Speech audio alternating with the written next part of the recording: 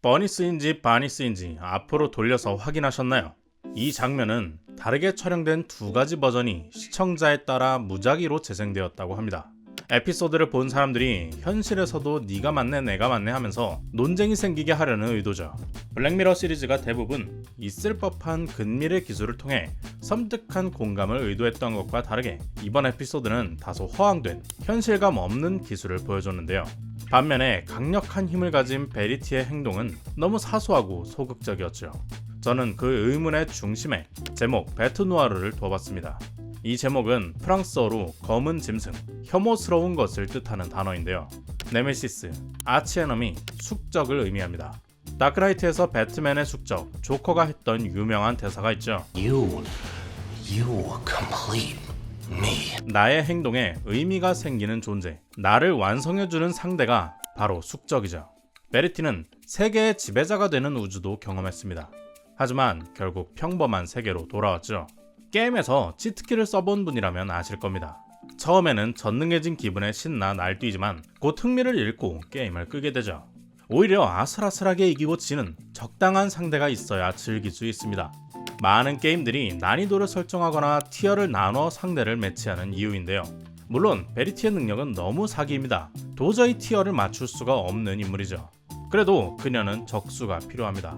왜냐면 진실을 공유할 사람이 필요하기 때문이죠. 이 에피소드의 바탕이 되는 또 하나의 중요한 키워드는 만델라 효과입니다.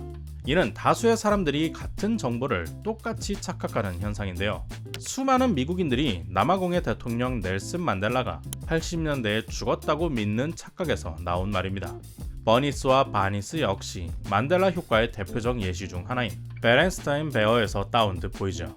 학자들은 이 효과를 대중이 앞서 경험한 익숙한 이미지나 비슷한 무언가에 대해서 상상한 결과로 봅니다.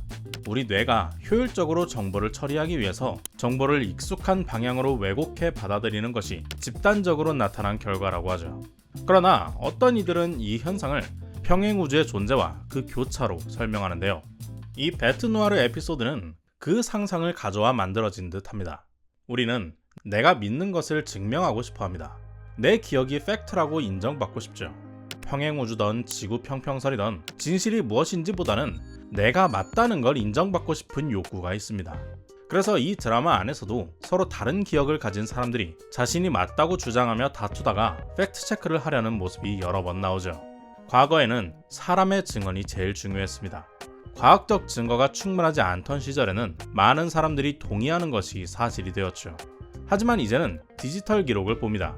구글에 검색하고 프로그램이 고쳐주는 철자를 믿으며 이메일 기록이나 CCTV 영상을 확인하죠. 아무도 디지털을 의심하지 않습니다. 사람이 착각했을 거라 생각하죠. 물질적인 증거는 다수의 동의를 얻고 그 객관성을 통해 사실이 됩니다. 그러나 평행우주로 현실을 바꿔버린 세상에서 베리티는 혼자만의 진실을 가진 사람입니다. 외롭고 답답한 기분이 들 수밖에 없죠. 그래서 그녀는 진실을 공유하는 상대가 필요했습니다. 자신의 전능함을 알아줄, 그걸 뽐낼 숙적이 필요했죠. 때문에 그녀가 고른 것은 이 모든 것을 만들게 한 원흉, 그녀의 학창시절을 망친 악동들이었습니다.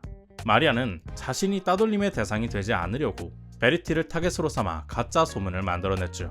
사실상 베리티가 엄청난 첨단 기술로 한 짓과 똑같은 행동이었습니다.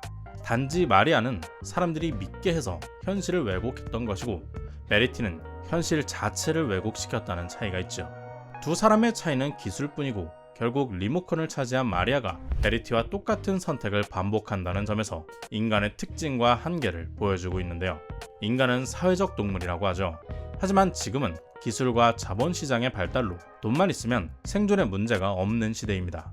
나에게 필요한 것을 해결해주는 수많은 서비스가 존재하는 세상이죠. 그럼에도 우리는 사람을 원합니다. 공감하고 도움을 주고받으며 인정받고 싶어하죠. 때문에 모든 것을 가질 수 있는 베리티는 어떤 우주를 선택하더라도 자신을 괴롭혔던 모든 동창을 찾아 복수해도 그저 과거를 극복했다는 자기 기만을 할 뿐입니다. 내가 진정으로 얻어낸 사회적 관계가 아니라 돈을 주고 구매한 서비스와 다름이 없으니까요. 그녀는 예나 지금이나 여전히 진실을 나눌 친구 하나 없는 고독한 존재일 뿐이죠. 어떤 사람들은 그런 걸 왜 당하냐며 주변에 진실을 알리고 싸울 수 있지 않냐고 말할지도 모릅니다. 베리티나 마리아의 상황을 아주 사소하게 바꾼 버전이 하나 나오죠. 누군가 자꾸 자신의 아몬드 우유를 훔쳐먹어서 공공연하게 화내며 호소하는 직장 동료의 상황입니다. 루이사는 드라마 내내 누군가 자기 아몬드 우유를 먹는다며 이 사람 저 사람 의심하지만 동료들은 무시하죠. 우유가 얼마나 남았는지 정확히 기억할 확률도 낮고 내가 먹지도 않은데다 자신들에게 중요하지도 않으니 아무도 신경 쓰지 않습니다. 결국 누군가 아몬드 우유를 훔쳐먹었다는 건 실제로 충분히 일어났을 만한 일인데도 존재하지 않는 일이 되어버리죠. 그러나 마지막에 이 사건이 마리아와 베리티의 싸움에 엮이고 두 사람이 서로를 범인으로 지목하자 디지털 자료 확인에 들어가는데요. 주변 사람들의 증언으로 사건의 존재가 인정받자 비로소 수면 위로 떠오르는 겁니다. 마리아는 거기서도 자신에게 불리한 상황이 되자 이번에는 견과류 알러지를 어필하는데요. 베리티가 현실을 조작해버리자 사람들은 견과알러지가 뭐야? 라는 반응을 하죠. 그러자 베리티는 구글에 검색합니다. 버니스, 바니스 논쟁에서도 그랬듯 디지털 정보를 검색하는 행위는 모든 사람들에게 물어보자 라는 것과 다름없죠. 결국 가장 객관적인 자료를 가져와 다수의 인정을 받겠다는 겁니다. 이 에피소드 안에서는 당연히 현실이 조작되었으니 마리아가 억울한 상황에 놓입니다. 그러나 현실에서는 단순히 정보만 조작해도 누구나 마리아 같은 상황에 놓일 수 있죠. 베리티의 기술은 우주를 해킹하는 겁니다. 허무맹랑하고 너무나 먼 이야기죠. 그러나 몇몇 작은 규모의 조작들은 사실상 디지털 해킹에 불과한 영역입니다. 베리티가 마리아를 몰아넣는 방식은 견과류 알러지가 없는 세상은 못 만들더라도 뛰어난 해킹 기술자라면 어느 정도 가능한 범위죠. 저는 이번 에피소드에 담긴 공포가 기술과 인간의 잘못된 결합이라고 느꼈습니다. 아무리 기술이 발전하더라도 그걸 사용하는 인간의 본능은 그대로이기에 기술 발전에 새로운 고통들이 따라오게 되는 거죠. 딥페이크 영상은 일상적으로 피싱에 쓰이고 있고 정치 선동에도 쓰여 투표에 영향을 주며 AI로 전쟁 범죄를 조작하거나 가짜 전투 영상들을 만들어 국민들과 국제 여론을 조작합니다. 또는 미얀마 로힝야 사태처럼 가짜 뉴스로 폭동과 대학살이 일어나듯 오염된 정보는 현실을 조작하고 있죠.